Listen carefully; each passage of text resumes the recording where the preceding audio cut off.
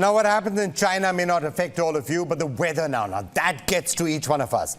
And of late, the weather has clearly become a cause of major concern. It seems that the world is being baked and drowned simultaneously. Those traveling to Italy weren't really prepared to battle extreme weather. But Italy's Sardinia looked deserted this week as the island touched desert-like temperatures. Italy issued red weather alerts for more than 20 of its 27 major cities. The elderly in Rome have become especially vulnerable to the heat wave. This week, the Italian capital recorded a temperature of 40 degrees Celsius, forcing local public health officials to check up on the aged, who appear to be evidently scared for their lives. In this house, there were 10 people between brothers, wives, etc. Now I live here alone. I'm worried about my blood pressure. I live alone, and if I fell, no one would help me. Maybe only my cat. Now,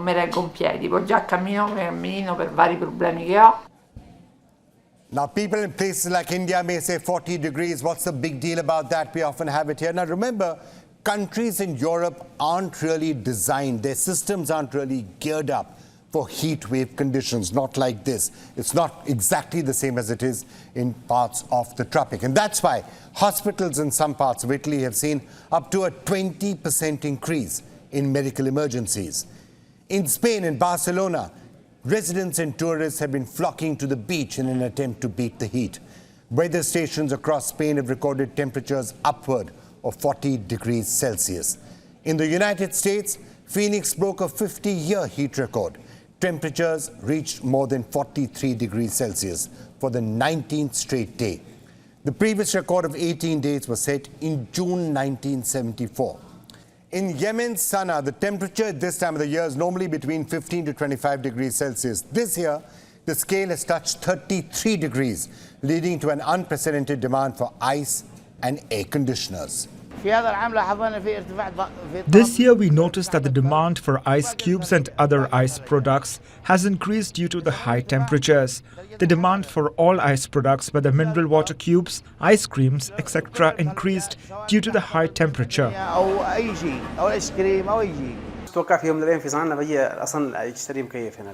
I would have never expected that one day I would buy an air conditioner here in Sana'a. There's a great change in weather, and the high temperature is something we're not used to. We are not used to this. There is a heat stroke warning in Japan. The country's recorded 41 degrees Celsius. It's an all-time high for Japan and a big cause of concern. Remember, 30% of the country's citizens are over the age of 65. This heat is not easy on them. Japan's neighbors in South Korea are, however, battling another kind of extreme weather. I'm talking about floods.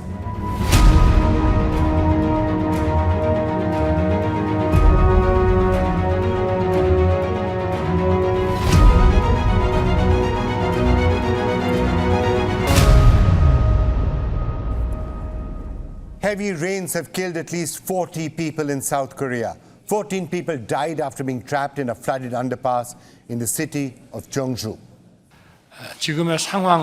Extreme weather events like this will always be around us. We need to deal with the situation with extraordinary determination.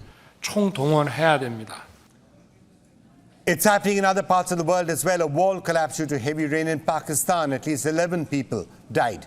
In India, water from the swollen Yamuna River have hit the walls of the Taj Mahal. For the first time, we are seeing so much water in Yamuna. Our children have never seen so much water in the river. They are seeing it now, and we are frightened. India's national capital region is just about recovering from floods. This year, July rains in Delhi hit a record high.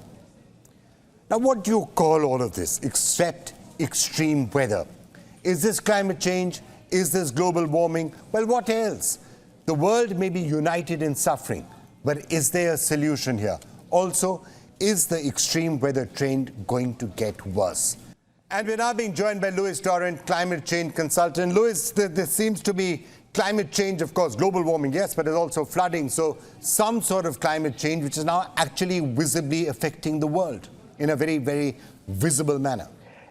We can say that these phenomena are compatible with climate change, and climate change is, in fact and indeed, producing an effect on this. It's intensifying its magnitude and its regularity. It's more frequent than before. Well, in places like Europe, August is normally the hottest month, not July.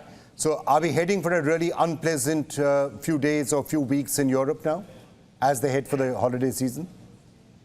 Yeah, some people are saying that we're heading towards a 6-month summer, even in Europe, because, for example, last year we experienced 4 heat waves in a row, starting May, June, July, and August.